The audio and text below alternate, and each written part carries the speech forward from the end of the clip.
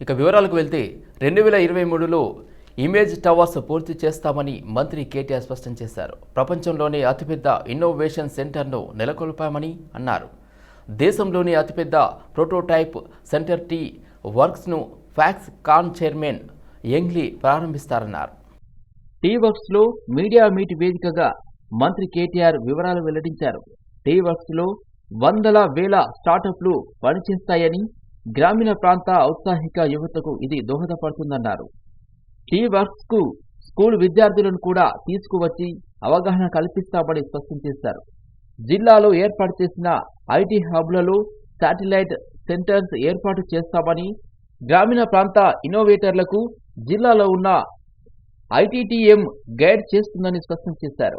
Talent ఎవరి సొత్తు కాదని, స్కూల్ ఇన్నోవేషన్ ఛాలెంజ్ 4 సంవత్సరాలుగా రన్ చేస్తున్నామని తెలిపారు.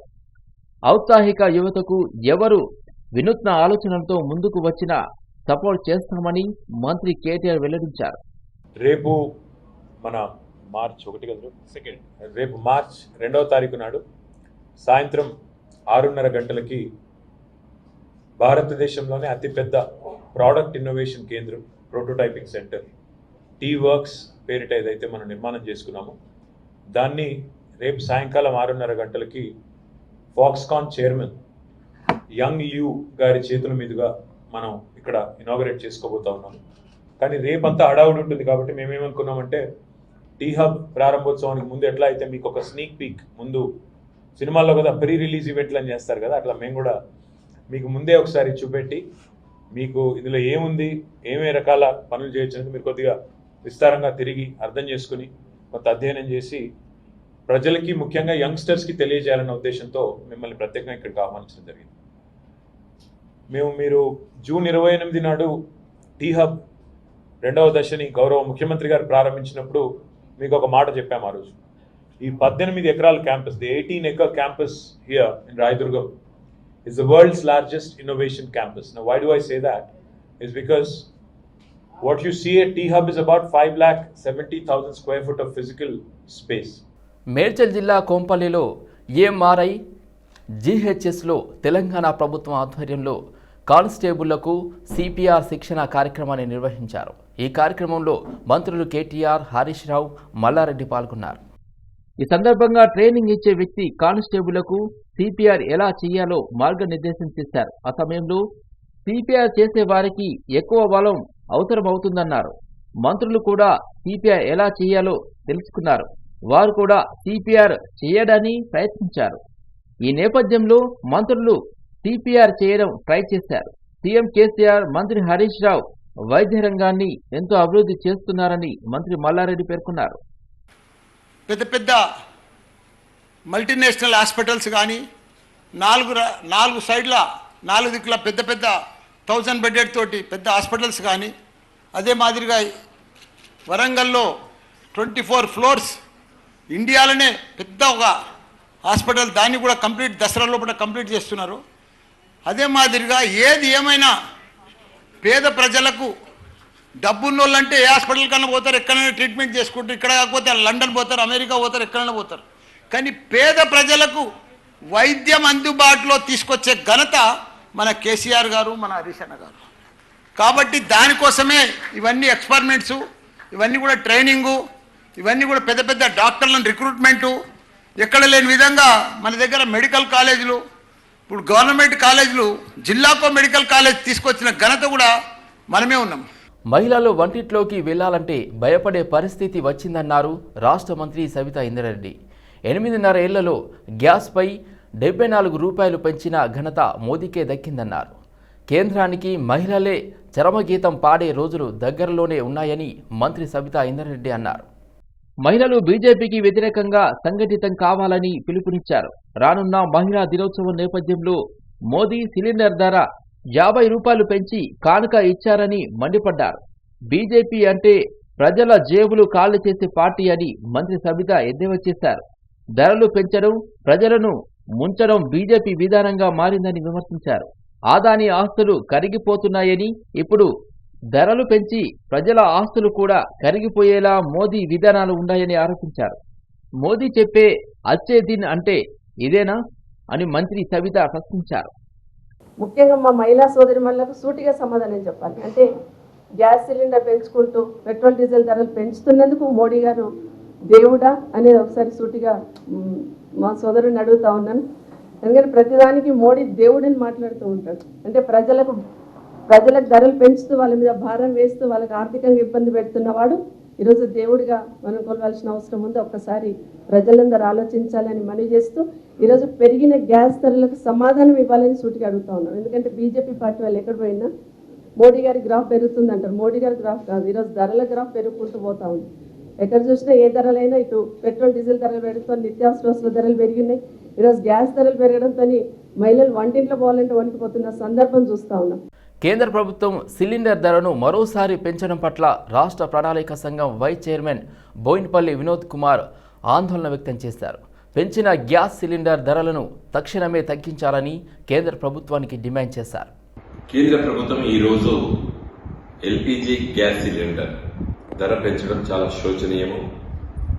మోడీ గారు 2014లో అధికారంలోకి వచ్చినప్పుడు ప్రధానమంత్రి పదవి వారు స్వీకరించినప్పుడు ఎల్పిజి సిలిండర్ ధర 410 రూపాయలు.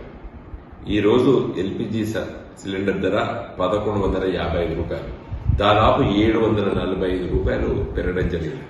ప్రపంచవ్యాప్తంగా క్రూడ్ ఆయిల్ ధరలు తగ్గుతున్నాయి. ప్రపంచవ్యాప్తంగా పెట్రోలు డీజిల్ ధరలు తగ్గుతున్నాయి. కేవలం భారతదేశంలో మాత్రమే పెరుగుతున్నాయి.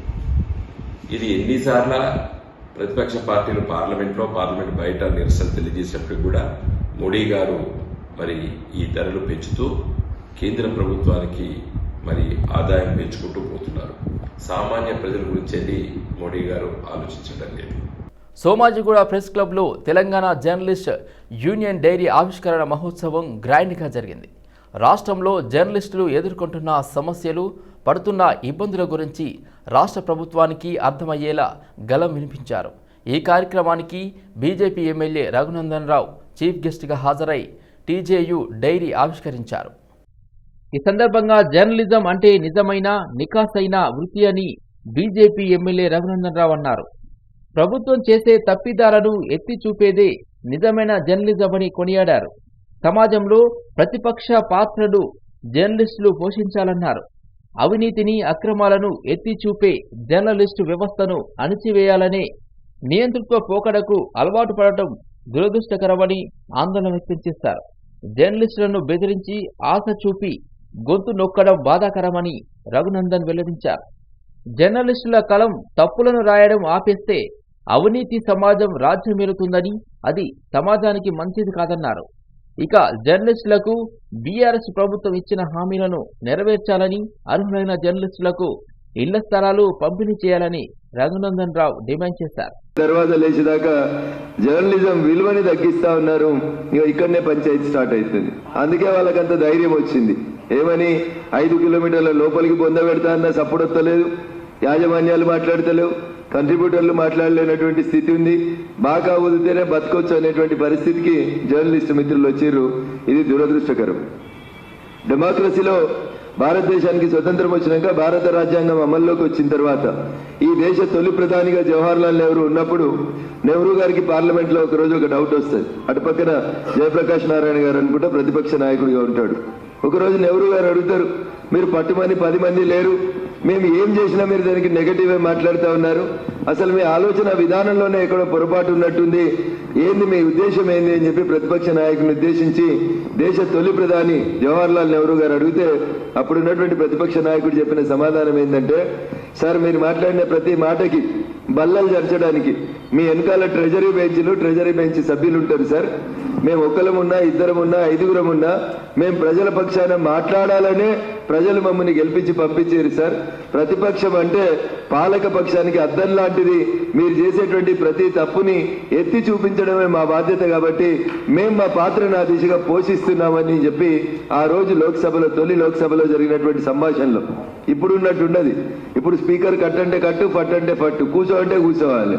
అటు దిక్కున్నలకు అనుకూలంగా మాట్లాడితేనే ఇటు దిక్కు మైక్ ఆన్ ఉంటుంది, లేకపోతే మైక్ ఆన్ ఉండదు. అట్లా ప్రత్యేక రాష్ట్రం వస్తే తమ జీవితాలు బాగుపడతాయని ఎన్నో కలలు కన్నా జర్నలిస్టుల ఆశలపై నీళ్లు చల్లినట్లుగా మారిందని సీనియర్ జర్నలిస్టు కప్పర ప్రసాదరావు అన్నారు. అబద్ధపు హామీలు మాయమాటలతో అధికారంలోకి వచ్చిన బీఆర్ఎస్ ప్రభుత్వం జర్నలిస్టులను పట్టించుకోవడం లేదని ఆవేదన వ్యక్తం చేశారు. ఎన్నికల సమయంలో జర్నలిస్టులకు ఎన్నో నెరవేర్చని హామీలను ఇచ్చారన్నారు. అర్హులైన జర్నలిస్టులకు ఇళ్ల స్థలాలు ఇస్తామని బీఆర్ఎస్ ప్రభుత్వం అధికారంలోకి వచ్చిన తర్వాత వాటిని పూర్తిగా విస్మరించారని కప్పర ప్రసాదరావు దుయ్యబట్టారు. పరిచయం చేయాల్సినటువంటి అవసరం లేదు, కానీ 2 మాటలు చెప్పాల్సిన ధర్మం నాకు ఉంది కాబట్టి చెప్తా ఉన్నా. మన పక్కనే ఉన్న పటంచెరు ప్రాంతంలో ఈనాడు పత్రికలో స్ట్రింగర్గా రగన్న జీవితం, అంటే ఆయన సామాజిక స్పృహ అక్కడి నుంచి మొదలైంది. ఈనాడులో పనిచేసిన తర్వాత చాలా అనేక సెన్సేషనల్ వార్తల్ని ఈనాడులో ఒక స్ట్రింగర్గా ఉంటూ రాష్ట్రంలో సంచలనాలను రేపించేటువంటి అనేక వార్తల్ని ఆయన రాయగలిగింది. ఆ రోజు ఆయన రాసినటువంటి వార్తలపైన అసెంబ్లీలో కూడా చర్చలు జరిగినాయి. అంటే ఒక బెస్ట్ జర్నలిస్ట్గా ఒక గ్రామీణ ప్రాంతం నుంచి వచ్చినటువంటి వ్యక్తి. ఇంకొక మాట చెప్పాలి ఏంటంటే, పటాన్చెరులో పుట్టినటువంటి వ్యక్తి పటాన్చెరు ప్రాంతంలో పెరిగినటువంటి వ్యక్తి కూడా కాదు. దుబ్బాక ప్రాంతంలో మారుమూల గ్రామంలో ఉండి పటాన్చెరువుకు వచ్చిన తర్వాత పటాన్చెరువులో సామాజిక స్పృహతో ఒక పత్రికలో, ఈనాడు పత్రికలో విలేకరిగా చేరి అనేక రకాల సెన్సేషనల్ వార్తల్ని అందించినటువంటి వ్యక్తి రఘునందన్ గారు. తెలంగాణ జర్నలిస్ట్ యూనియన్ స్వరాష్ట్ర ఉద్యమంలో కీలక పాత్ర పోషించిందని సీనియర్ జర్నలిస్ట్ శ్రీనివాస్ అన్నారు. నిజాం కాలంలో ప్రజల సమస్యలను వెలుగులోకి తీసుకొచ్చినటువంటి షోయబుల్లా ఖాన్ను ఆదర్శంగా తీసుకోవాలన్నారు శ్రీనివాస్. ప్రభుత్వ పాలకులు జర్నలిస్టుల సంక్షేమానికి అండగా నిలవాలన్నారు. ప్రభుత్వం ప్రశ్నించే గొంతుకలుగా ఉన్నటువంటి జర్నలిస్టులపై బౌద్ధిక దాడులకు దిగడం హేయమైన చర్యగా పేర్కొన్నారు. జర్నలిస్టు సంక్షేమం కోసం, జర్నలిస్టుల శ్రేయస్సు కోసం శక్తి వంచన లేకుండా కృషి చేస్తుంది. వివిధ సందర్భాల్లో జర్నలిస్టులకు అన్యాయం జరుగుతున్న ప్రతిసారి గళమెత్తి జర్నలిస్టుల కోసం పోరాడుతూ వస్తున్నాము. దాంట్లో బస్సు యాత్ర అనేది ఒక చారిత్రాత్మకమైనటువంటి సంఘటన కూడా చెప్పుకోవచ్చు. ఏదేమైనా ప్రభుత్వాలు ఎప్పుడైనా వారిని పొగిడే సంఘాలను వెనకేసుకొస్తూ ప్రజల ఆకాంక్షలను, జర్నలిస్టుల ఆకాంక్షలను పక్కదారి పెట్టించే ఒక నైజం ఏదైతే ఉందో దాన్ని ఎప్పటికప్పుడు ఎండగట్టడమే నికార్సైన జర్నలిజము. గొంతు లేని వారికి గొంతుగా మరి ప్రజల సమస్యలను ఎప్పుడు ప్రజల్లో చర్చనీయాంశంగా ఉంచడం మన విధిగా భావిస్తున్నాము. అందులో తొలి అమరుడైనటువంటి నిజాం కాలంలో నిజాం రాజ్యాన్ని నిలదీసినటువంటి ప్రజల తరపున తన ప్రాణాన్ని కూడా అర్పించినటువంటి షోయబుల్లా ఖాన్, షహీద్ షోయబుల్లా ఖాన్ మనకు స్ఫూర్తిగా మనం ముందుకు సాగుతున్నాం. ఇదే స్ఫూర్తిని మనం ముందుకు తీసుకెళ్తూ మరిన్ని కార్యక్రమాలు చేపట్టుకోవాలి. ఈ తెలంగాణ ఉద్యమ స్ఫూర్తిని, తెలంగాణ ఉద్యమం తెలంగాణను సాధించుకున్నటువంటి ఈ ఫలాలను జర్నలిస్టులకే కాకుండా మన ముందు వరుసలో ఉండి ప్రజలందరికీ అందగలిగే విధంగా, అందించే విధంగా మనం ముందుకు సాగాలని ఆకాంక్షిస్తూ ఈ అవకాశం ఇచ్చిన పెద్దల. తెలంగాణలో వచ్చే ఎన్నికల్లో గెలిపే లక్ష్యమని BJP state president Bandi Sanjay అన్నారు. ఎన్నికల్లో బీజేపీ ఒంటరిగానే పోటీ చేస్తుందని తెలిపారు. బీజేపీ కార్యాలయంలో జరిగిన మహిళా మోర్చా రాష్ట్ర కార్యవర్గ సమావేశంలో బండి సంజయ్ పాల్గొన్నారు. ఒక మెడికల్ స్టూడెంట్ ప్రీతి నాయక్, ఇది ఆత్మహత్య అని మీరు అనుకుంటారు. ఆత్మహత్య పక్కా హత్య. అది సైఫ్ అనేటువంటి ఒక మూర్ఖుడు చేసిన హత్య.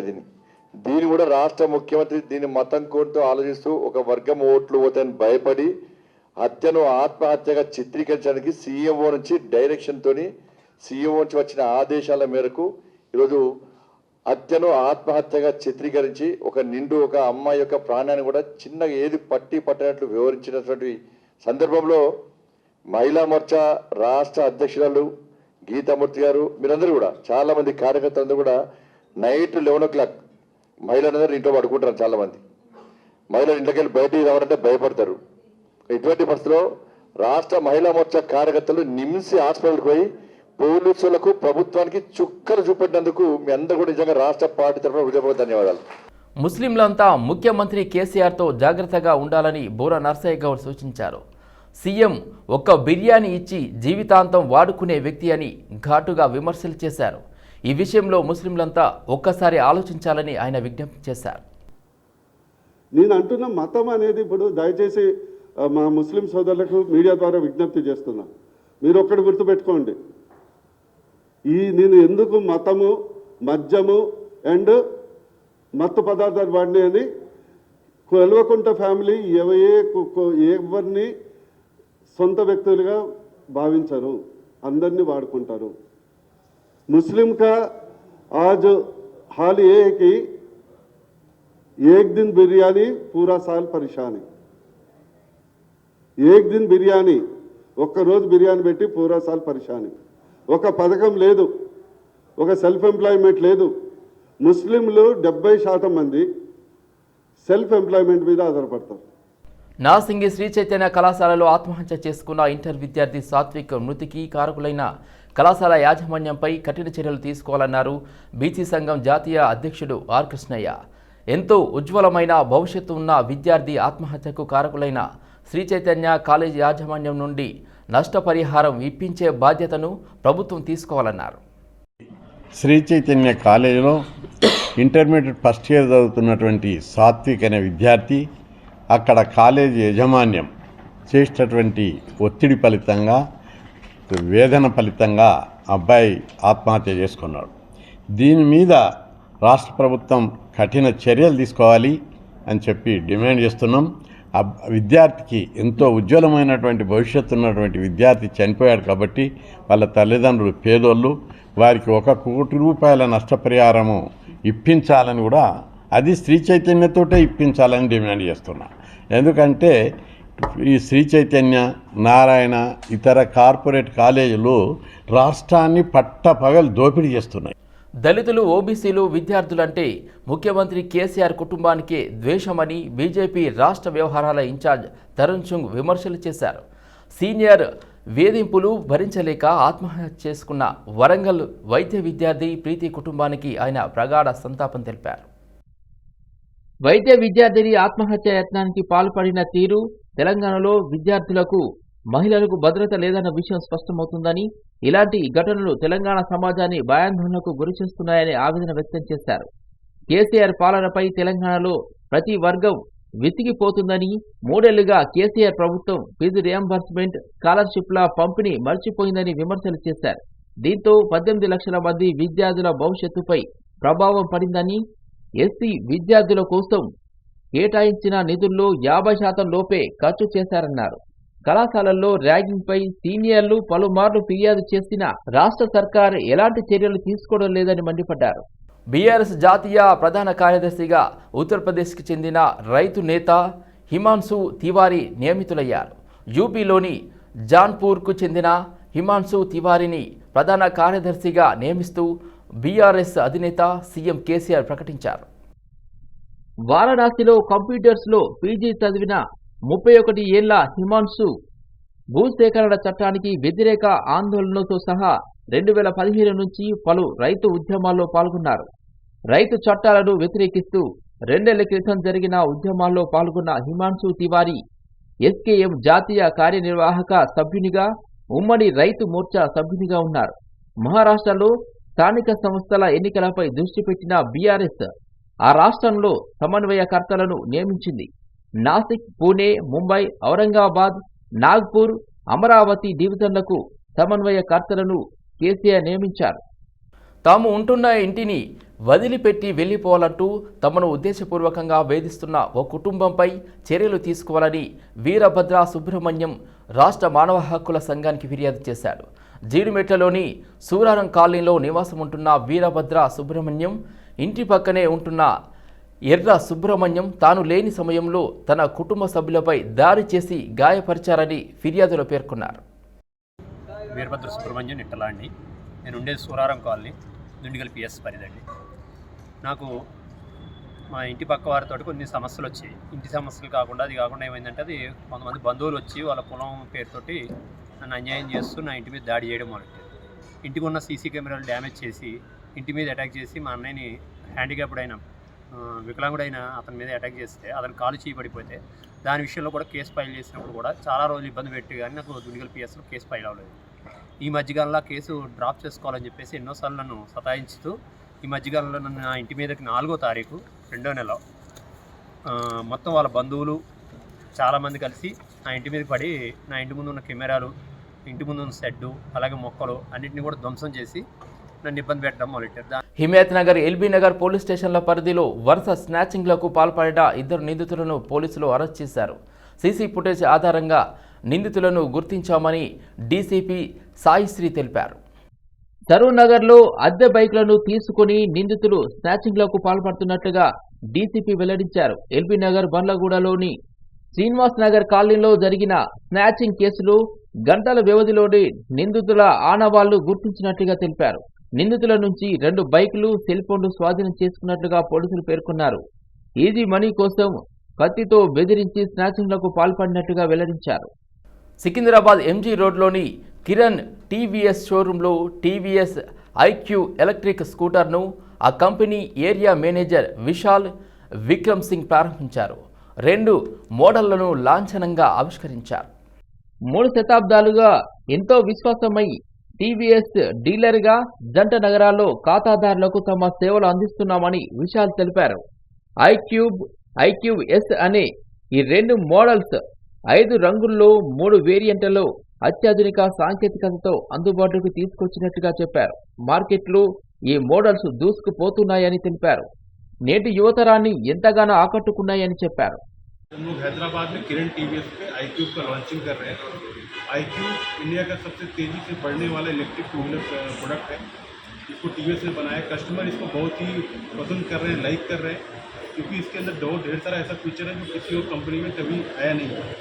इसके अंदर फीचर, सबसे बड़ा फीचर ये है कि इसको हम लोग ग्रीन बाइक बोलते हैं. अभी ग्रीन बाइक के अवार्ड इसको स्कूटर को मिला है ऑटो कार के द्वारा. सेकेंड, ये इसका जो रनिंग कॉस्ट है बहुत ही कम है. हार्डली 100 किलोमीटर चलने में 80 रुपये का खर्च आता है जो इलेक्ट्रिक चार्ज होता है. सेकेंड, इसका एक बार चार्ज करने पर 100 किलोमीटर का इसका रनिंग है. इसमें जो हमने स्मार्ट कनेक्ट फीचर दिया है. హైదరాబాద్ కుతుబుల్లాపూర్ కోంపల్లిలో వీధి శునకాలు మరోసారి రెచ్చిపోయాయి. కోంపల్లి మున్సిపాలిటీ ఎదురుగా వీధి కుక్కలు స్వైర విహారం చేస్తూ 6గురిపై దాడి చేశాయి. గాయపడిన వారిలో 2 చిన్నారులు ఉన్నారు. ఒకేసారి 6గురిపై వీధి కుక్కలు దాడి చేయడంతో స్థానికులు భయంతో ఇండ్లలో నుంచి బయటికి రాలేక ఇబ్బంది పడుతున్నారు. మరోవైపు వీధి శునకాల నివారణకు చర్యలు తీసుకుంటామన్న జీహెచ్ఎంసీ అధికారులు ఇప్పటికీ జాడాపత్తా లేరని ఆరోపించారు. కేఎంసీలో యాంటీ ర్యాగింగ్ కమిటీ భేటీ అయింది. కమిటీ ముందు హాజరైన అనస్థీషియా హెచ్ఓడి నాగార్జునరెడ్డి 14 మంది సభ్యులు ర్యాగింగ్పై సుదీర్ఘంగా చర్చించారు. మెడికో విద్యార్థి ప్రీతి ర్యాగింగ్కు గురైనట్లుగా కమిటీ నిర్ధారించింది. ప్రీతిని మెంటల్గా సైఫ్ వేధించినట్టుగా తేల్చారు. నాగార్జునరెడ్డి ఇతర ప్రొఫెసర్లు ప్రీతి ఆత్మహత్య చేసుకున్న రోజు డ్యూటీలో ఉన్న ఇతర సిబ్బంది నుంచి యాంటీ ర్యాగింగ్ కమిటీ వివరాలు తీసుకుంది. యూసీజీకి స్టీల్ కవర్లో నివేదిక పంపిస్తామని ప్రిన్సిపల్ డాక్టర్ మోహన్ దాస్ అన్నారు. మరోవైపు సైఫ్ రిమాండ్ రిపోర్టులో పోలీసులు పలు కీలక అంశాలు వెల్లడించారు. సైఫ్ ఫోన్ నుంచి 17 వాట్సాప్ చాట్స్ను పోలీసులు పరిశీలించారు. ఎల్డిడి నాకౌట్స్ గ్రూప్ నుంచి చాట్స్ను పరిశీలించారు. అనస్థీషియా డిపార్ట్మెంట్లో ప్రీతిని సూపర్వైజ్ చేస్తూ సీనియర్గా డాక్టర్ సైఫ్ ఉన్నారు. ఈ 2 ఘటనల ఆధారంగా ప్రీతిపై సైఫ్ కోపం పెంచుకున్నారని పోలీసులు తెలిపారు. డిసెంబర్లో ఓ యాక్సిడెంట్ కేసు విషయంలో ప్రీతిని సైఫ్ గైడ్ చేశారు. గైడ్ చేసిన సమయంలోనే ప్రీతిని సైఫ్ వేధింపులకు గురి చేసినట్లుగా పోలీసులు రిమాండ్ రిపోర్టులో తెలిపారు. చావు ఎవరిని ఎప్పుడు పలకరిస్తుందో తెలియదు. మొన్న ఓ కానిస్టేబుల్ జిమ్ వర్కౌట్ చేస్తూ కుప్పకూలిపోగా నిన్న ఓ యువకుడు డ్యాన్స్ చేస్తూ ప్రాణాలు వదిలాడు. తాజాగా మరో యువకుడు బ్యాడ్మింటన్ ఆడుతూ స్టేడియంలోనే కుప్పకూలిపోయాడు. ఈ విషాద ఘటన హైదరాబాద్ లాలాపేటలోని ప్రొఫెసర్ జయశంకర్ ఇండోర్ స్టేడియంలో చోటు చేసుకుంది. మల్కాజ్గిరికి చెందిన పరమేష్ యాదవ్ ఓ ప్రైవేటు ఉద్యోగి. తన విధులను ముగించుకున్న అనంతరం బ్యాడ్మింటన్ ఆడేందుకు లాలాపేటలోని ఇండోర్ స్టేడియం వచ్చాడు. తన స్నేహితులతో కలిసి బ్యాడ్మింటన్ ఆడుతుండగా ఛాతీలో నొప్పిగా ఉందని చెప్పాడు. క్షణాల్లోనే స్టేడియంలోనే కుప్పకూలిపోయాడు. అప్రమత్తమైన స్నేహితుడు పరమేష్ను సమీప ఆసుపత్రికి తరలించగా అప్పటికే మరణించినట్లుగా వైద్యులు ధృవీకరించారు. గుండెపోటు కారణంగానే పరమేష్ మృతి చెందినట్లుగా వైద్యులు నిర్ధారించారు.